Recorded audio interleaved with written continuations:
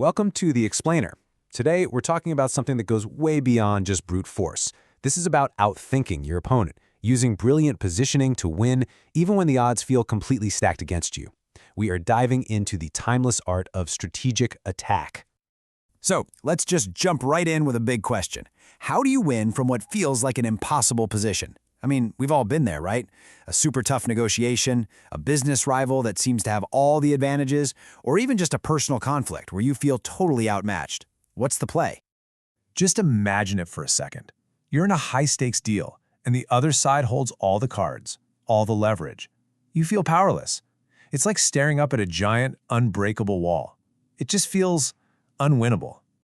Now your first instinct, everyone's first instinct, is to just push back harder, to meet force with more force. But here's the thing master strategists have known forever. A direct assault on a strong, fortified position, it's almost always a losing game. It's predictable, it costs a ton of energy and resources, and you just end up exhausted. But what if there's a smarter way? What if there's a secret that the pros have used for centuries to completely flip the script on these kinds of power dynamics? And here it is. This is the big idea. You don't have to be stronger than your opponent.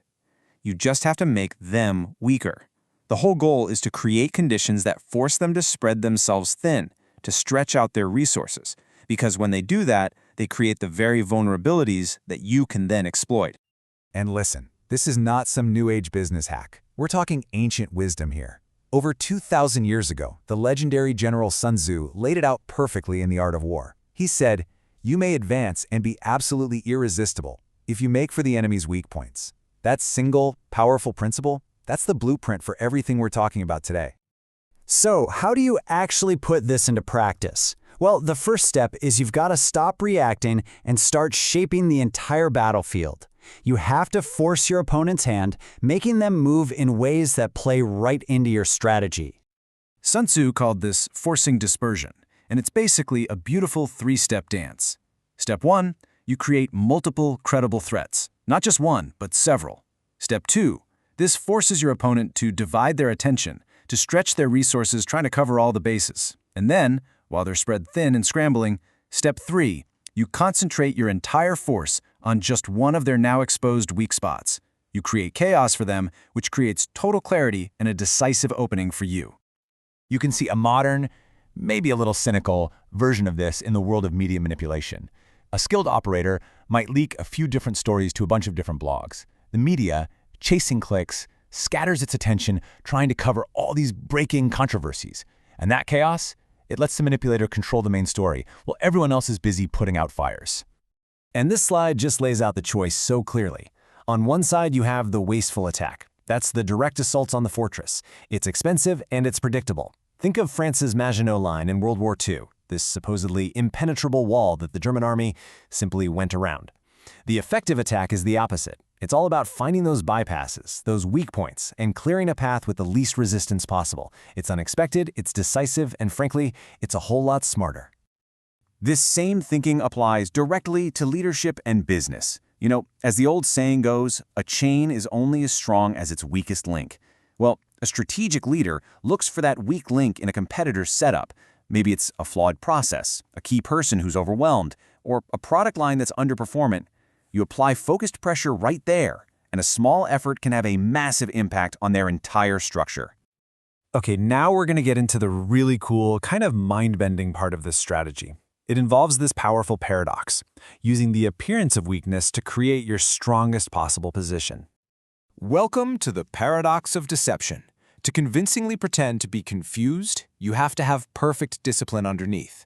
To act timid, you actually have to possess incredible courage. And to project an image of weakness, you must be hiding real strength. Sun Tzu taught that this is exactly how you lure a stronger, more arrogant opponent into a trap. I mean, this quote just says it all, doesn't it? When able to attack, we must seem unable. It's the absolute essence of calculated deception. Making your enemy underestimate you is one of the deadliest advantages you can possibly have. You draw them in, let them get overconfident, and then you strike when they least expect it. And believe it or not, this works on a personal level too. It's not just for battlefields. Think about this.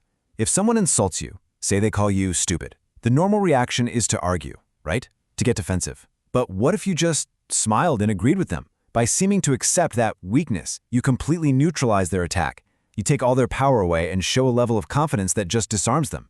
It's a small-scale but brilliant strategic win. So, let's pull all these threads together. What's the decisive advantage here? How can you actually start applying this kind of strategic thinking in your own life, in your own work? All right, here are 4 practical plays you can run. Think of this as your new toolkit. First, anticipate responses. Don't just plan your move, plan their reaction. Make them waste energy preparing for the wrong thing. Second, divide and conquer intelligently. Create those multiple pressures we talked about to spread them thin. Third, use controlled deception. It's okay to feign weakness, but only when it's backed by a disciplined plan B. And finally, prepare and rehearse. Be ready to move, and move decisively the second that opportunity you created appears. Ultimately, this all comes down to a fundamental shift in mindset, and it's captured perfectly by this final thought. I do not chase strength, I target weakness, ensuring my path forward is irresistible. It's not about being the biggest or the strongest, it's about engineering victory by making the path to success the path of least resistance. It's about being smarter,